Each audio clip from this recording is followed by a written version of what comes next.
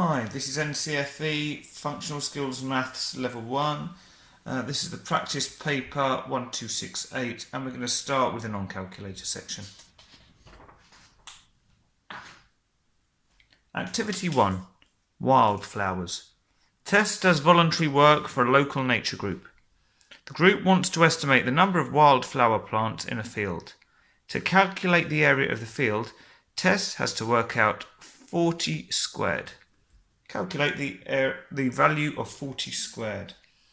Well, this is the squared bit, the little 2, so it means 40 times itself, so times 40.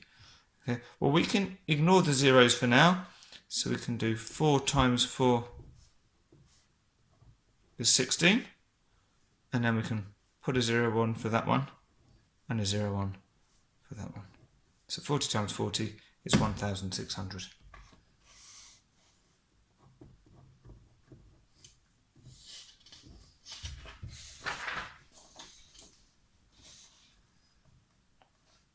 (1b). To make the estimate, Tess uses this 0.7 metre by 0.7 metre square frame. Calculate the area of the frame in metres squared. Well, the distances are already in metres, so that's fine. So the area is the length times the width. Both of them are the same, they're both 0.7, so we need 0.7 times 0.7. Now, similarly to what we did in question 1a, we're going to sort of ignore the zeros and the points. So we're just going to say, well, 7 times 7 is 49. But we want 0.7, so that's one decimal place. So we're going to move our decimal point once. And we've got another 0.7, so we've got another decimal point there, so we need to move the decimal point again. So we're going to get an answer of 0.49 meters squared. 1c. Round your answer to 1b and use this value to estimate the number of frames that will fit into the field with no overlaps. Okay, well, the answer to 1b was 0.49. And well, if we round that, we can say that's approximately equal to 0.5. So just rounding up to the nearest tenth. Okay. Now they want us to use this to work out the number of frames that will fit into the field with no overlaps. Well, if you remember from part 1a, we found out that we had 1,600, that was the area of the field. Okay, so we want to know how many of these frames will fit into that area. So really what they're asking is, what is 1,600 divided by 0.5? So how many of these frames are going to fit into the field? Okay, now different ways of doing this one. What I'm going to do is I'm going to treat this as a fraction. So I'm going to say 1,600 divided by a half. Well, we can turn this into a fraction as well. So we can say 1,600 over 1. So it's still equal to 1,600, but now we've got two fractions. And I know that when I divide fractions, I use the KFC method. That means I keep the first fraction as it is. I flip the second fraction, so instead of 1 over 2, it becomes 2 over 1. And I change the sign from a divide to a times. So I get 16,000 times 2. Well, 16 times 2 is 32. I'll put the zeros on. And we can divide that by 1 times 1, which is 1. So our answer is just 3,200. Okay. Alternatively, you can think, well, if I'm dividing something by a half, that is the same as saying 16,000 times 2, which is kind of what we're doing down here.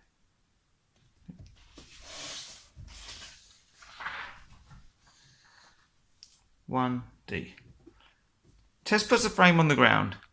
She counts the number of plants in the frame. Tess repeats this 12 times in different places on the field. Here are her results.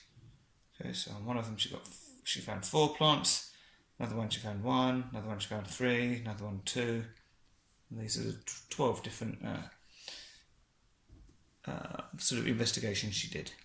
Tess uses her results to calculate the mean number of plants per frame.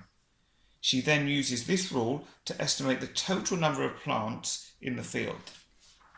Okay, so she takes the mean number of plants per frame, times this by the number of frames that will fit into the field, and we get the estimate of total number of plants in the field.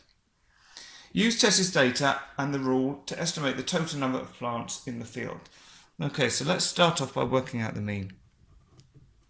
Well, the mean is the total divided by the frequency, or how many.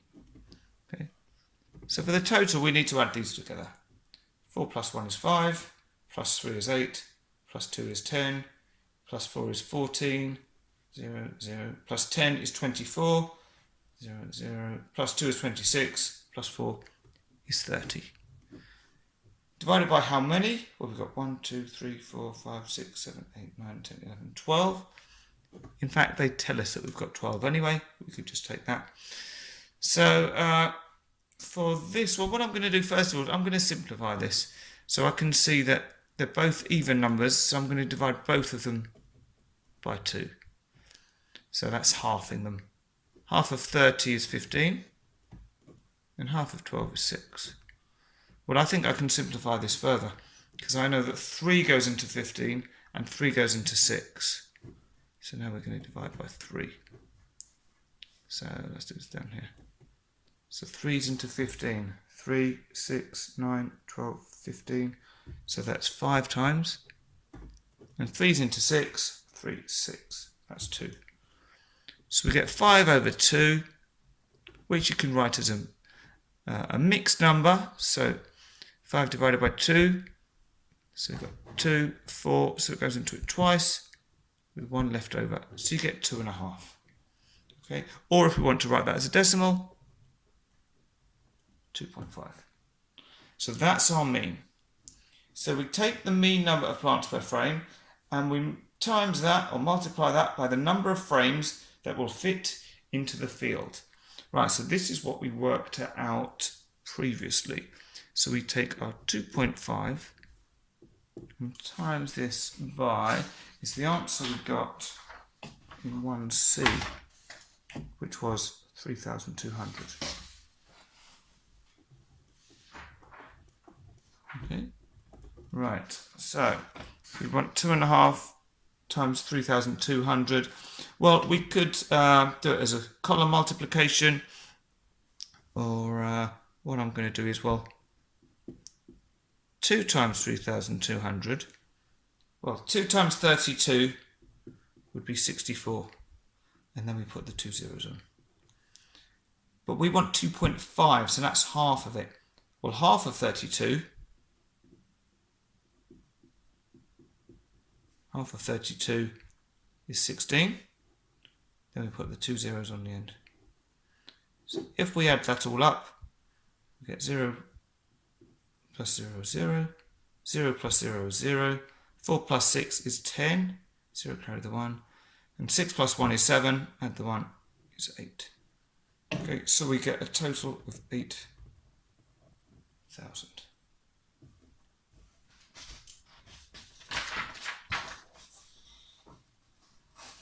Then we've got 1E.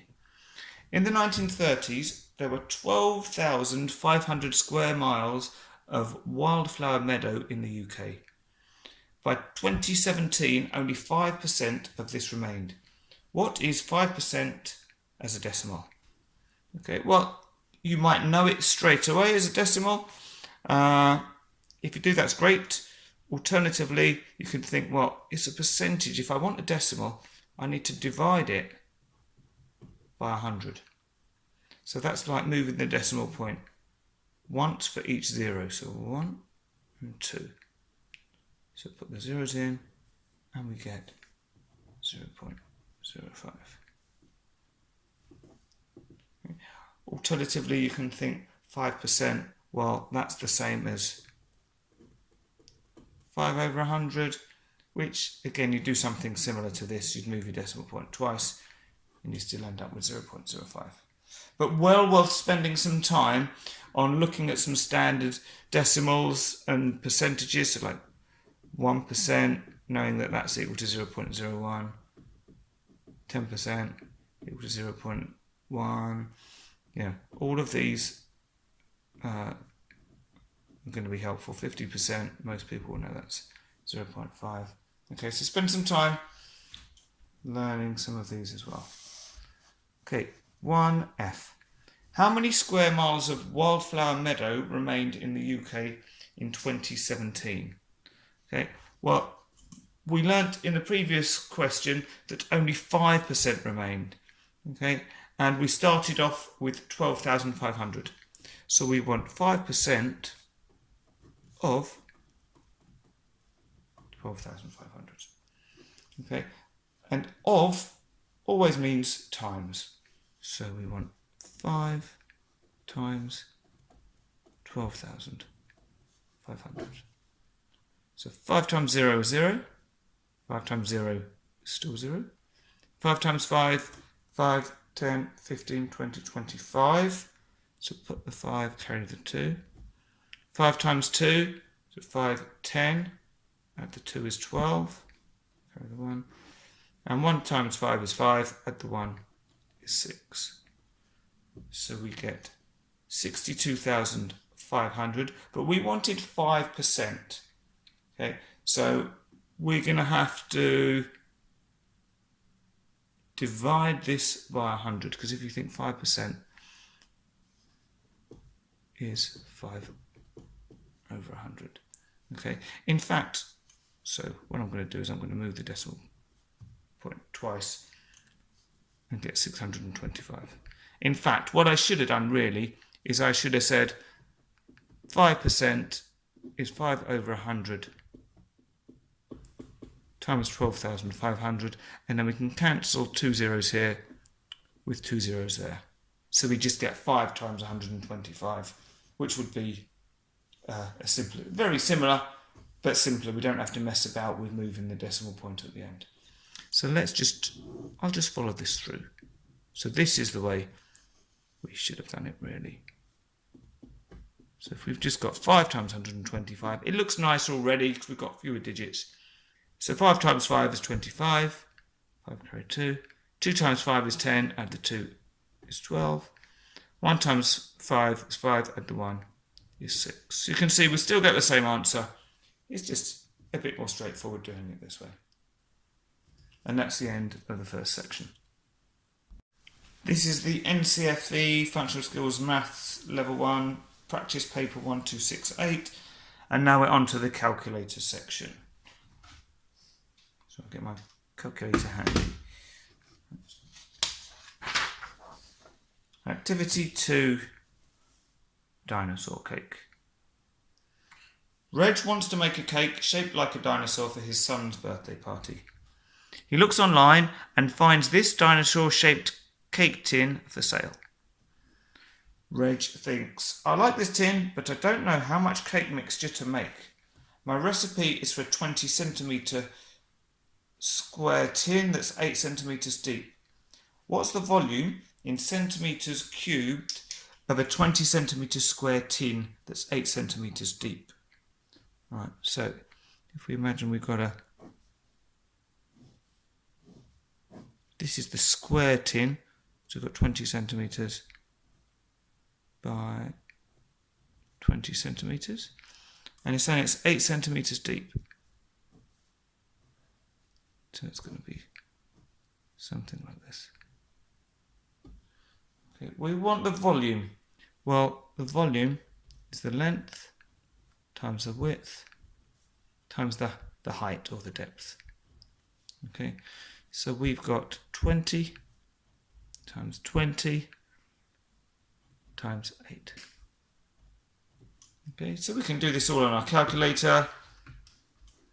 20 times 20 times 8 gives us 3,200 centimetres, and its volume, so it's going to be centimetres cubed.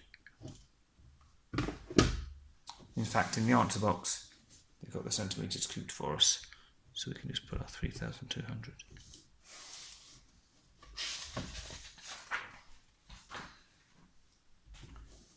(2b). This is Reg's cake recipe. Basic cake recipe for a 20 times 20 times 8 centimetre square tin. You need 220 grams of butter or soft margarine, 220 grams of caster sugar, 4 eggs lightly beaten, 220 grams self-raising flour sifted, and they tell us the dinosaur cake tin that Reg wants to use has a capacity of 2.4 litres. 1 millilitre equals 1 centimetre cubed. If Reg uses the dinosaur tin, how many grams of butter will he need?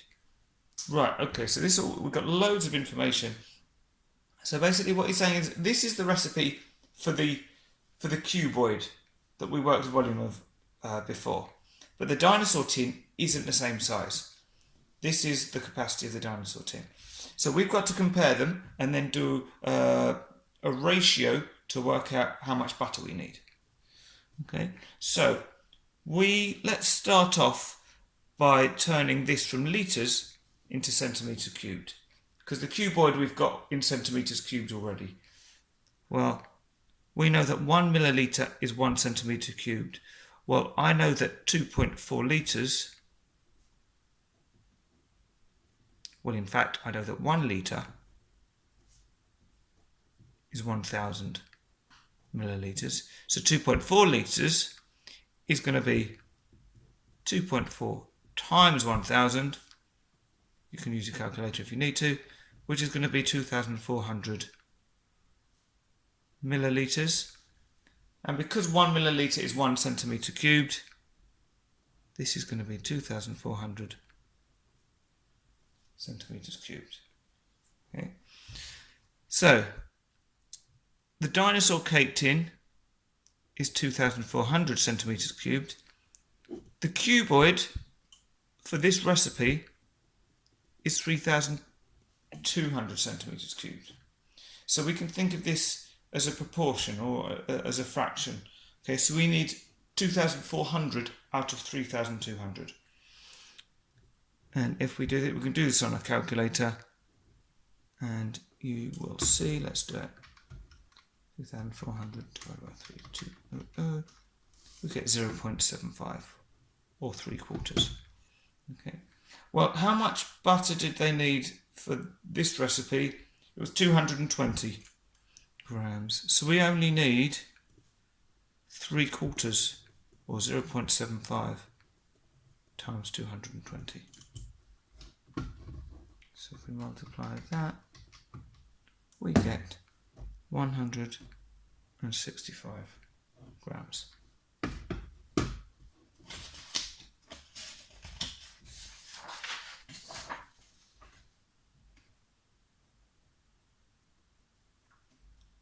(2c). Reg already has 2 round cake tins. He thinks he could use one of those and put a picture of a dinosaur on the top. Tin A will need 3/5 of the cake mix recipe. Tin B will need 2/3 of the cake mix recipe. Which tin will need the smaller amount of cake mix? Show your working. So what we're trying to say really is, which is smaller? 3/5 or 2/3? Well, this is the calculator section. So I can just type in 3/5 or 3 divided by 5 and turn it into a decimal, so 0.6. I can do the same with the 2/3. 2 divided by 3 is 0.6666, and that's recurring, so that's going forever. So, well, we can see this is bigger than this, because this has got 6/10 but nothing else.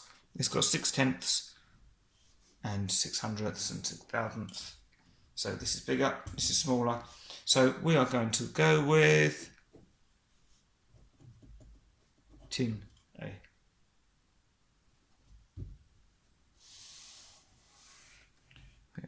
2D. If Reg uses both round tins, he will need approximately 5/4 of the cake mix recipe. Reg says that's the same as increasing the recipe amount by 25%. Is Reg correct? Show how you decide. Okay, well, let's take 5/4 or 5/4. First of all, let's turn this into a mixed number. So at the moment, it's an improper fraction because the number on top is bigger than the one below. So we've got, how many times does 4 go into 5? Well, 4 goes into 5 once with one remainder. So that's 1/4. Okay. So if we're increasing it, increasing the extra bit is the quarter. So we can look at 1/4, and if we multiply this by 100, we're going to turn it into a percentage. So 1 divided by 4 equals times 100 gives us 25%. Okay, which is the same as what we've got up here. So we can just say, yes, it is the same. 2E. Reg finally decides he will make dinosaur cupcakes for his son's party. He finds 2 different ways to decorate them. Cupcake toppers, packs of 7, £1.20 per pack. So that's £1.20 for 7. Or cupcake wrappers, packs of 4, and it's 90p per pack. So 90p for 4 of these dinosaur wrappers. Okay, Reg will make 24 cupcakes. Will it be cheaper for Reg to buy 24 toppers or 24 wrappers? Show you're working. Okay, well, let's start with the cupcake toppers. So if he's going to buy, if he needs 24 of them, how many packs will he need? Well, let's do 24 divided by 7. Okay. We get 3.4285, so let's say call that 3.43, rounded it to 2 decimal places. Well, you can't, I'm assuming they won't let you buy 3.43 packs, so we're going to have to buy 4 packs. Okay, because 3 packs won't be enough. So if we buy 4 packs, they're £1.20 each. So it's going to cost us 4.8, but that's pounds. So we have to put the 0 on because it's £4.80. £4.8 doesn't make sense, so we need the 0 there. Now we can do the same with the cupcake wrappers. So we still need 24 in total. These are in packs of 4, so we can divide it by 4. We can use our calculator, or we can do it in our heads. 4, 8, 12, 16, 20, 24. So that's 6 packs we need.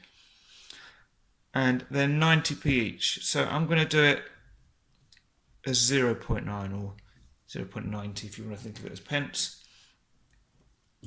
Okay, so 6 times 0.9 gives me 5.4 or £5.40. So would it be cheaper for Rach to buy 24 toppers or 24 wrappers? Well, this one's cheaper, so it's going to be toppers.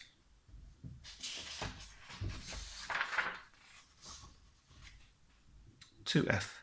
Reg buys 24 wrappers. 6 of the wrappers are blue. At the party, Reg's son is first to choose a cupcake. He picks one at random. What's the probability that he will pick a cupcake in a blue wrapper? Give your answer as a decimal.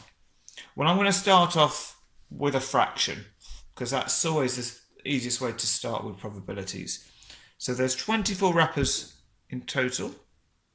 So I'll put that as my denominator. And 6 of them are blue, and he wants to pick a blue one. So the probability of picking a blue one is going to be 6 out of 24. Now, if we want to turn that into a decimal, well, we can just type 6 divided by 24 in our calculator, which will give us 0.25. which we can put down here.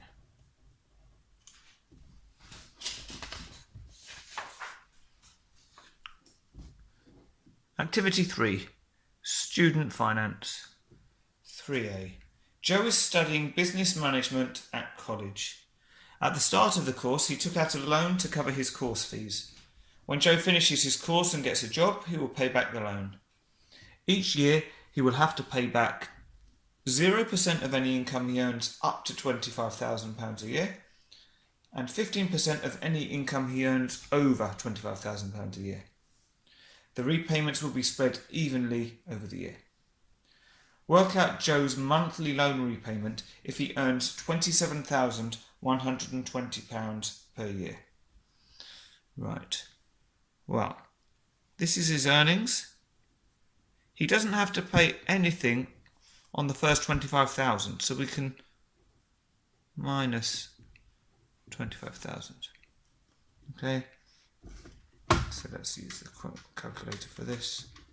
You don't have to use the calculator. It's always good to use it as a check, though, if you do these in your head. Right, so 2,120. So that's the amount that he needs to pay back. But, well, he needs to pay on this amount. But this isn't the total he's got to pay. He only needs to pay 15% of this amount. Okay, so 15% is going to be 15 over 100 times 2,120.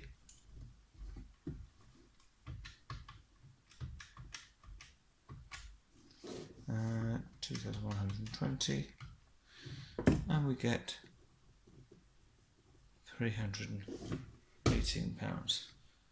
Okay, almost there. That's the total amount to pay back in a year, but they want the monthly amount. So we've then got to do 318 divided by 12. Okay, so I've still got that value in my calculator. Divided by 12. 26.5, but because it's money, we need to make it £26.50.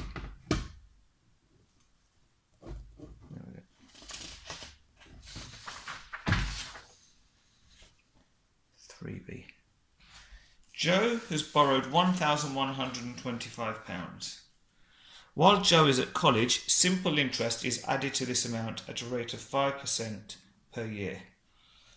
Calculate the total amount Joe will owe after 2 years at college.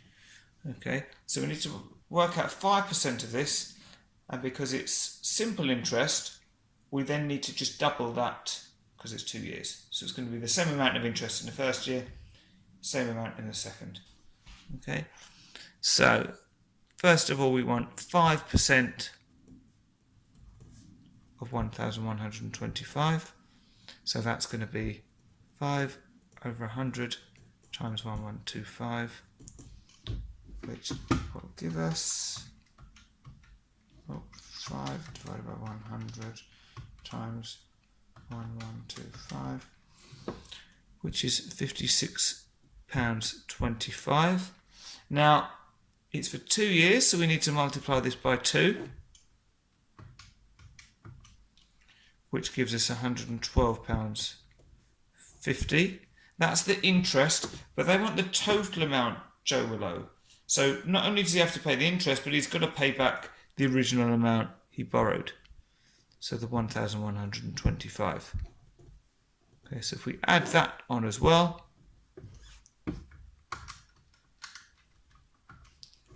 we get 1,237.5, and again, because it's money, we have to write it as 50. And we can put that in here.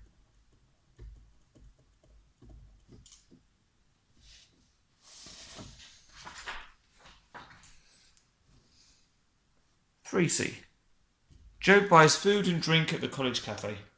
He keeps a record of how much money he spends at the cafe each day for 20 days. The results are shown in this table. So on one day he spent £3.5p, another day £2.23, another day 19p, and so on. Use the data to complete the bar chart. Right, so what's the bar chart we got down here? So this is the amount of money Joe spends in the college cafe. So we've got the number of days going up here, and they've split it into amounts. So these are all of the, so saying there were 5 days where he spent between nothing and 99p, 6 days where he spent between £1 and £1.99. We need to fill in the other bars. So let's do one bar at a time. So first of all, we want to know how many days were there where he spent between £2 and £2.99. So we got 1, 2, 3, 4, 5. And it's well worth checking with the £2. The £2 is included in this category. So that was 5 of them. So we get our ruler out and we draw a line at 5.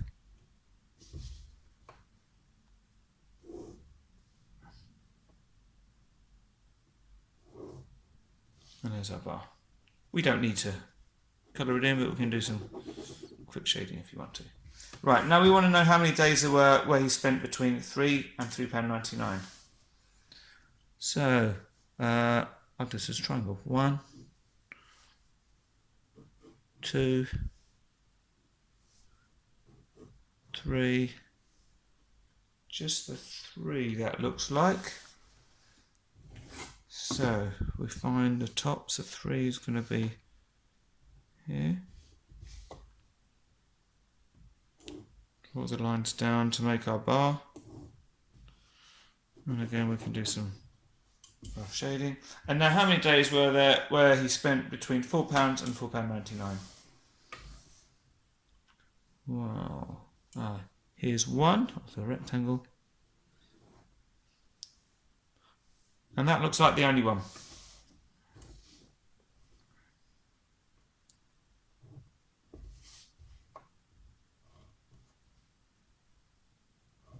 Okay. And if we want to do a quick check, we know that there were 20 days.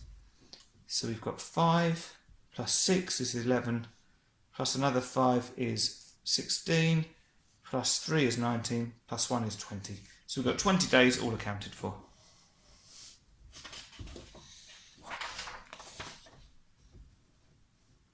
D. Joe has a loyalty card for the college cafe. When he has paid for 9 hot drinks, he gets the 10th one free. Joe notices that the card is symmetrical. Draw the lines of symmetry on the loyalty card. So remember, the lines of symmetry are lines which split a shape into equal parts, but in a reflective kind of way. So imagine you're putting a mirror down, you're going to get the same picture both ways. So, first of all, we're going to have a line of symmetry right down the middle. Okay, if you imagine you've got your mirror there, it's going to be the same. Okay. We're also, if we're going to have it down there, we're also going to have it horizontally. Yeah. When I draw my lines of symmetry, I like them to go all the way through the shape. Some people do them just here. I think it looks tidy to go straight through. Okay. Now, have we got any other lines of symmetry? Well, actually, if you turn your paper, it might be easy to see that actually we've got a line of symmetry straight through here as well on the diagonal.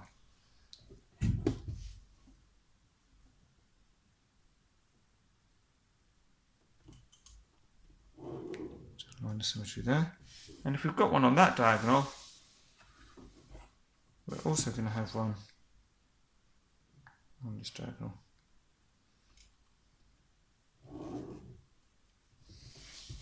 So when you're dealing with shapes, sometimes it helps just to turn your sheet of paper. There's nothing wrong with that. It allows you to see things in a slightly different way. Okay, so those are my 4 lines of symmetry.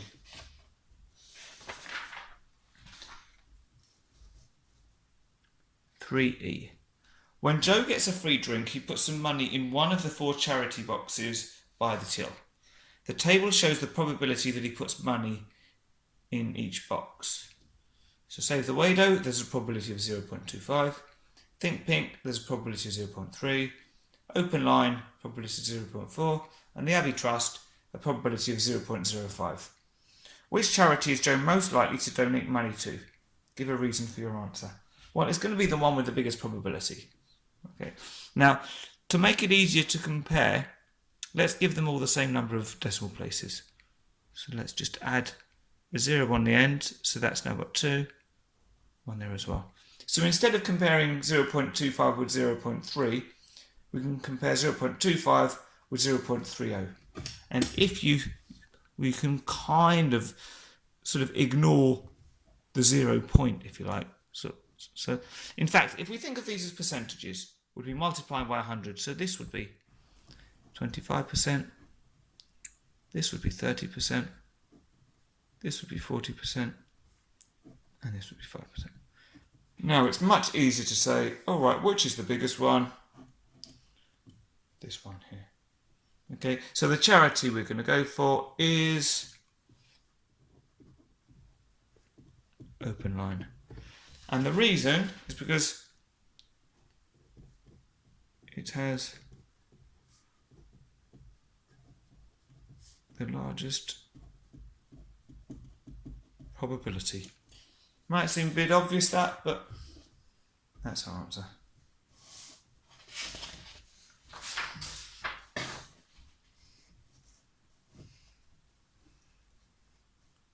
F. The table shows the amount of money in each of the charity boxes when the cafe manager counts all the donations. The table is incomplete. The range of the amounts is £3.59. The total is £35.36.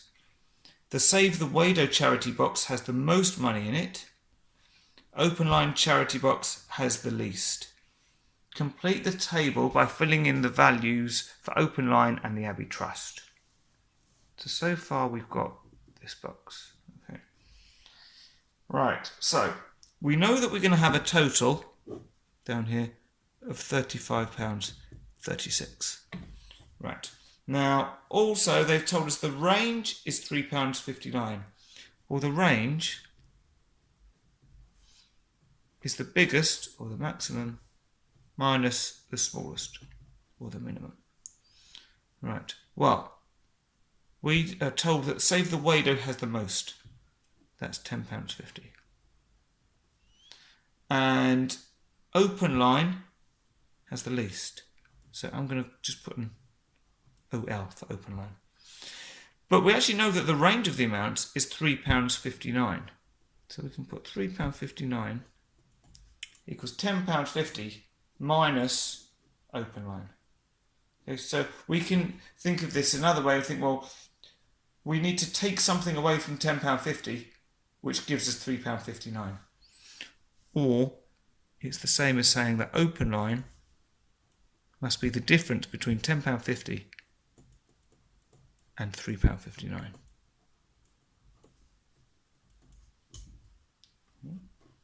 So if we do £10.50 minus £3.59, we get £6.91. So we can put that in here for Open Line. Right, now we know what the total is. So if we work out what these three are, we can then take that away from the total and get the value for the Abbey Trust. Okay, so let's add these three together. So we've already got £6.91 in there.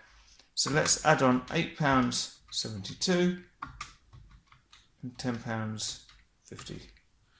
So we get £26.13. That's for Save the Wado, Think Pink and Abbey Line. Sorry, and Open Line. So Abbey Trust is going to be £35.36 minus £26.13.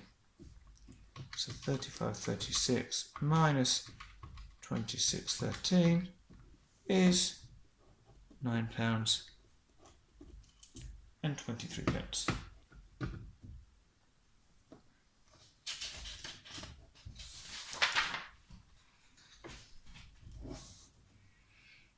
Activity 4, Student Services. 4A. Joy works in student services at a college. She's responsible for publicity. Joy produces a leaflet explaining what services are available. The leaflet is made by folding a piece of A4 card to make 6 pages. So it's one sheet of card, but if you can see it's sort of concertinaed, so we've sort of got one page, then on the back, then so 1, 2, 3, 4 on the back of that, 5 there, and 6 on the back of that one. A4 card measures 29.7 centimetres by 21 centimetres. What are the dimensions of one of the pages of the leaflet?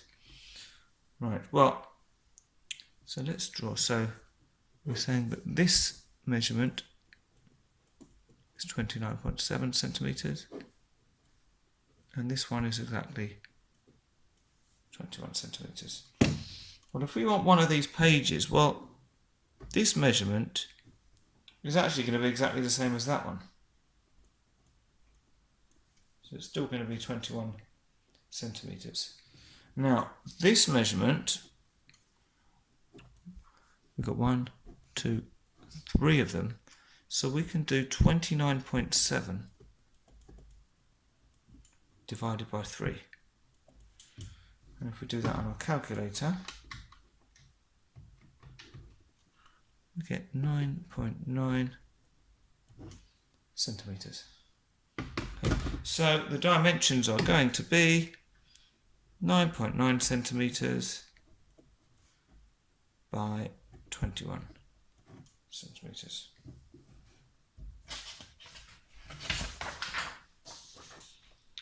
(4b).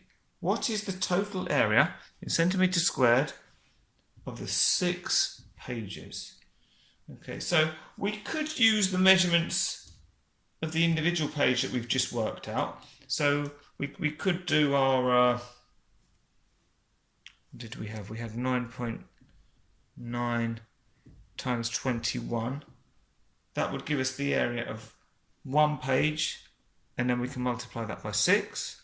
Or you can think, well, we had the measurements of the original sheet of card, which was, actually I'm going to do this as an alternative. So, or we can say, well, we had 21 times 29.7, and we've got 2 sides of it, so we can multiply it by 2. So let's work out both of these.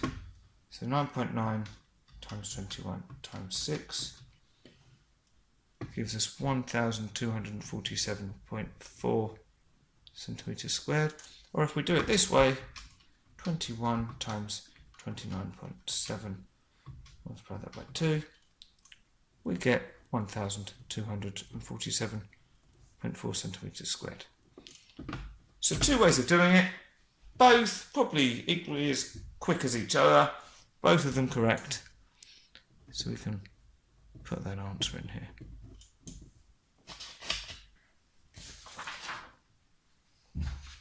(4c). Joy is reorganising her office. She draws a plan view of the office and the furniture to help her.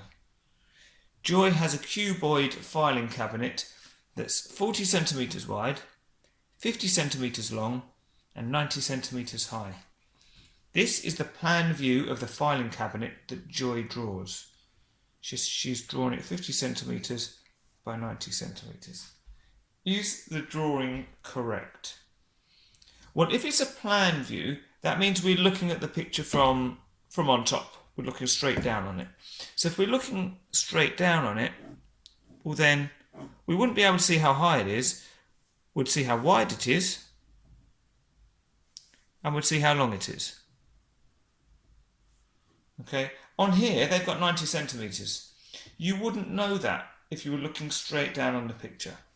Okay, so is the drawing correct? No. Explain your answer. Well, this is what we just said. Plan view means looking from the top. Doesn't have to be these exact words, but this is the gist of it. So Joy wouldn't be able to see the height. And then you could say the dimensions should be, well, we did it up here, 40 centimetres by 50 centimetres. So that's probably more, we can put no in there. And that's probably more than we'd need to write. The main things, if we're saying, either give the dimensions it should be, or say the fact that it's a plan view, so you wouldn't be able to see what the height was.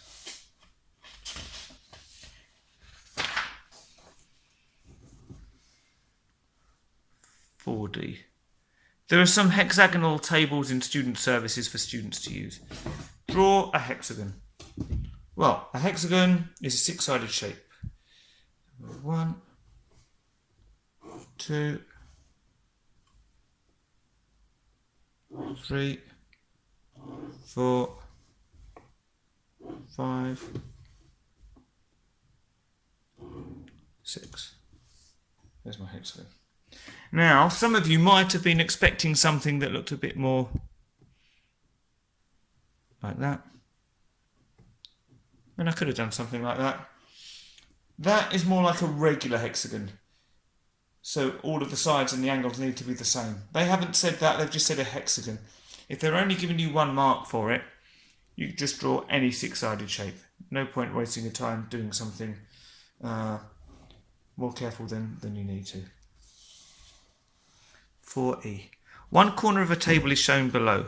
An angle is marked. And I've got this angle here. Measure the angle. Give your answer in degrees. Right. So, we need to get our protractor ready for this one. So here's the protractor. So, here's our angle. So we need the crosshairs to be on that angle, and the bottom line to be along one of the lines of the angle we're looking at. So if we line that up, okay, and we're on this side, so we always want to start with 0. So we're not going to start with the inside numbers because they're 180.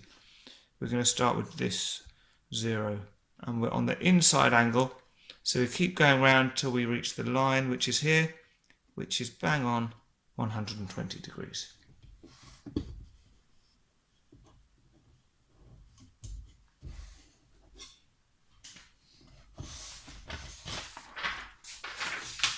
For F. What type of angle is shown in 4E? Okay, well, let's pop that one back up. Well, the angles we've got to choose from, there you go, so you can see that again. We've got acute angle, obtuse angle, reflex angle, or right angle. Well, I know that an acute angle means that it's less than a right angle, so less than 90 degrees. Let's go straight down to this one. I know that a right angle is exactly equal to 90 degrees. An obtuse angle is bigger than a right angle, so bigger than 90 degrees, but also it's less than a straight line, so less than 180 degrees. And a reflex angle is more than 180 degrees. Well, we had 120 degrees, so that's an obtuse angle.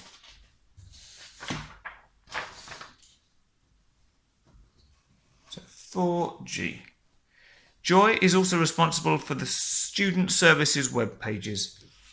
There are 4 web pages: finance, well-being, social and academic. The table compares the number of visits to each web page last year and this year. Okay, so last year finance, that 50% of the visits were for finance. This year only 40%. Well-being, it was 20%, went up to 40%. Social pages went from 25% down to only 5%, and academic, last year was 5%, this year was 15%. Last year there were 25,000 visits in total. This year there were 32,000 visits in total. Which year had the greater number of visits to the finance webpage? Show your working. Okay, so let's start with, so last year. Okay, well there were 50%, so 50 out of 100 of 25,000. so 50 divided by 100 times 25,000, which is 12,500 visits. This year it was 40%, 40 out of 100, and 32,000 visits. So 40 divided by 100 times 32,000, and we get 12,800. So this is the higher one. So which year had the greater number of visits? This year.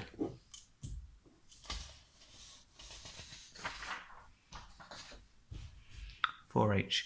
Joy draws this bar chart to represent the data for last year. So we've got the percentage of total visits made to each web page last year. We've got the percentage of total visits.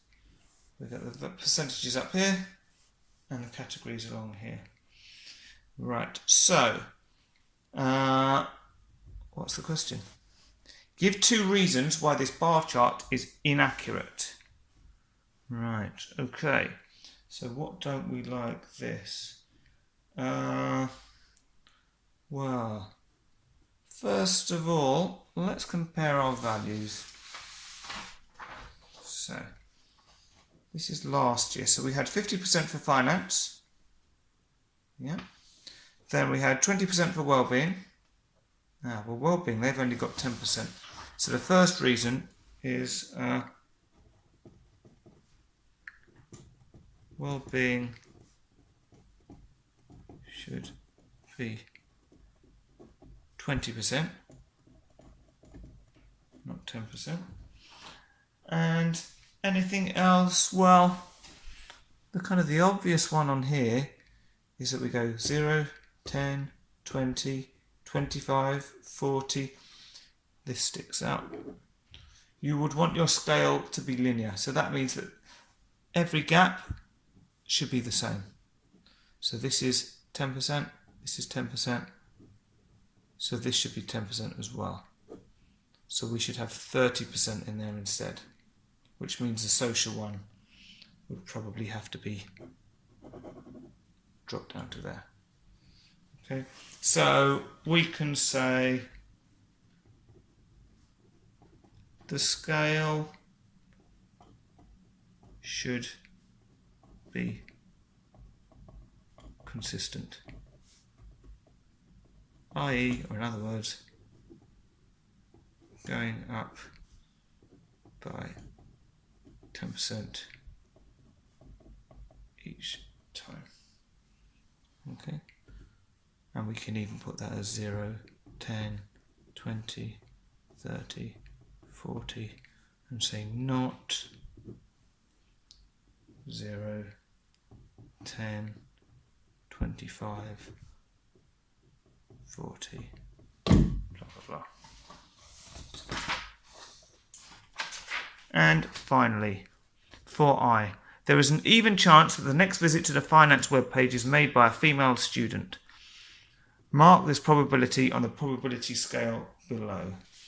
Okay. Well, if there's an even chance, that means there's an exact same chance of it happening or not happening, so we want it smack bang in the middle.